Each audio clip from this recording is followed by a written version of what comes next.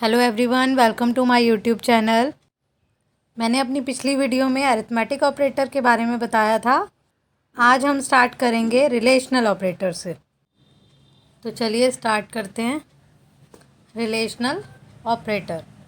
Relational operators are the operators which shows some relation between the operands. दो operands के बीच में relation बताएगा। जैसे हमने यहाँ पे वैल्यूज़ ले रखी हैं ए और बी।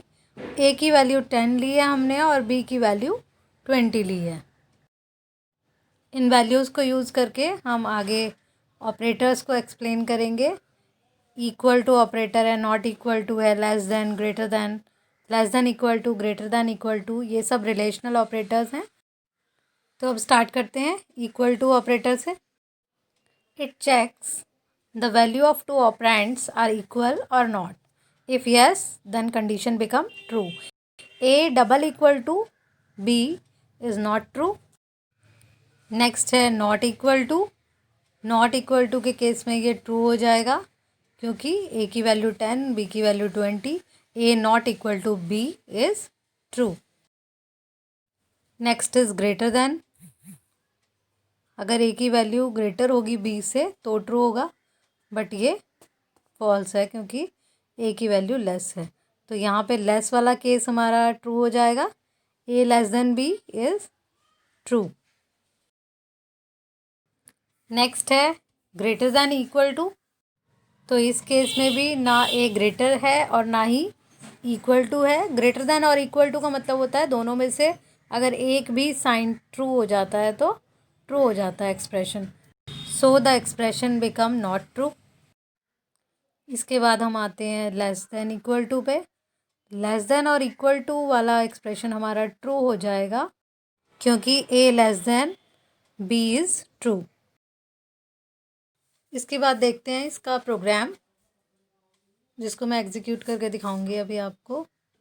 हैश इंक्लूड stdio.h, फिर उसके बाद मेन फंक्शन स्टार्ट हुआ, ब्रैकेट ओपन हुआ। अब ये मैं पिछली वीडियो में एक्सप्लेन कर चुकी हूँ। इन सब का मीनिंग ये एज इट इज़ है जैसे पहले था। इंट ए में हमने लिया 21 वैल्यू।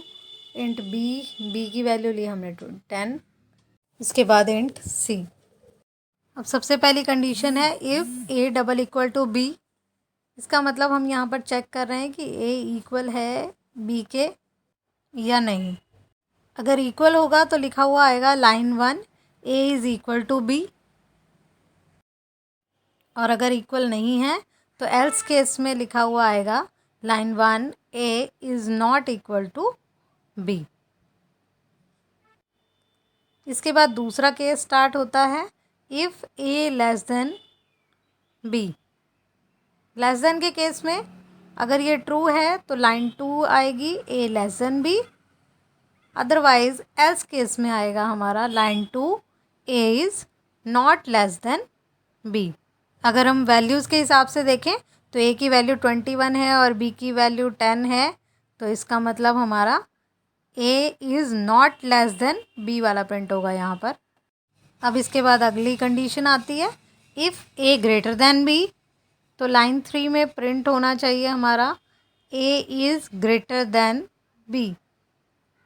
एल्स केस में अगर ये कंडीशन फॉल्स होगी तो एल्स केस में आ जाएगा line 3 A is not greater than B.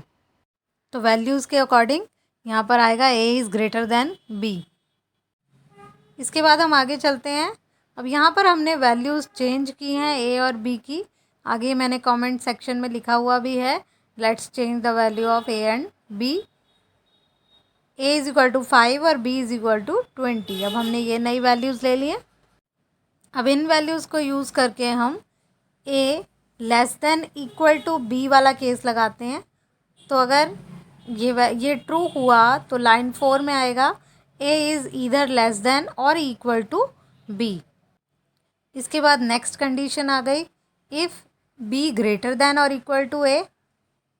तो यहाँ पर प्रिंट होगा लाइन 5 में B is either greater than और इक्वल टू ए। यहाँ पर टाइपिंग मिस्टेक है, बी लिखा हुआ है, तो यहाँ पर ए करना पड़ेगा हमें, ए कर देंगे हम। तो इसका आउटपुट कुछ इस तरह से आएगा। नेक्स्ट पेज पे हम चलते हैं। यहाँ पे देखिए लाइन 1 में a is not equal to b, a is not less than b। फिर line 3 a is greater than b। Line 4 a is either less than और इक्वल टू b। लाइन 5 में b is either greater than और equal to a आएगा यहाँ पर last. मैंने ये अभी चेंज नहीं किया, ये PDF फाइल है तो अभी प्रोग्राम हम करेंगे तो वहाँ पर चेंज कर लेंगे। तो चलिए अब फिर हम इस प्रोग्राम को कॉपी कर लेते हैं और अपने सी के एडिटर पे चलते हैं जहाँ पे हम प्रोग्राम एग्जीक्यूट करेंगे। वहाँ पर ले जाके हम प्रोग्राम को पेस्ट कर देंगे।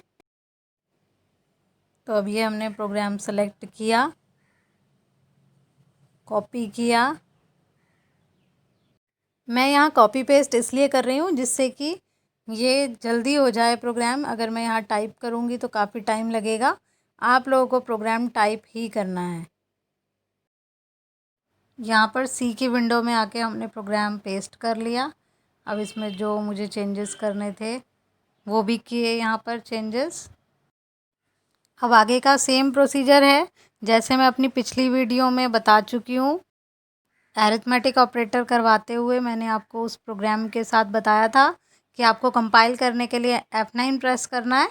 F9 प्रेस करेंगे तो एरर्स पता लगेंगी, अगर हैं तो। यहाँ 0 शो कर रहा है। और उसके बाद हमें आउटपुट देखने के लिए F5 प्रेस करना है। ये F5 प्रेस किया मैंने तो आउटपुट यहाँ पर आ गया।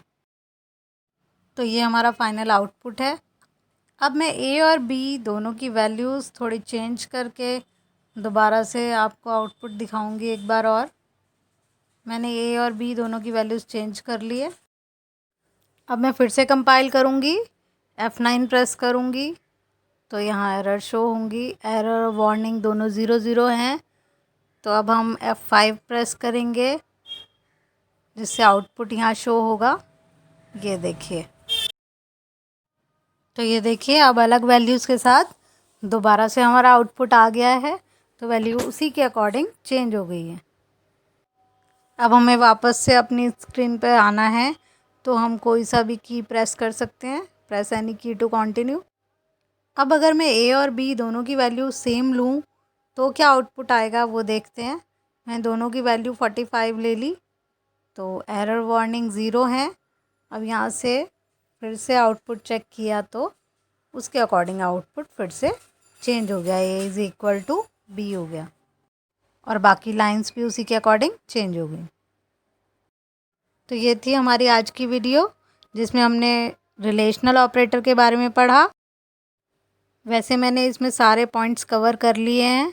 बाकी अगर आपको कोई डाउट है तो आप कमेंट सेक्शन में पूछ सकते हैं। अगली वीडियो में आपको उसका आंसर मिल जाएगा।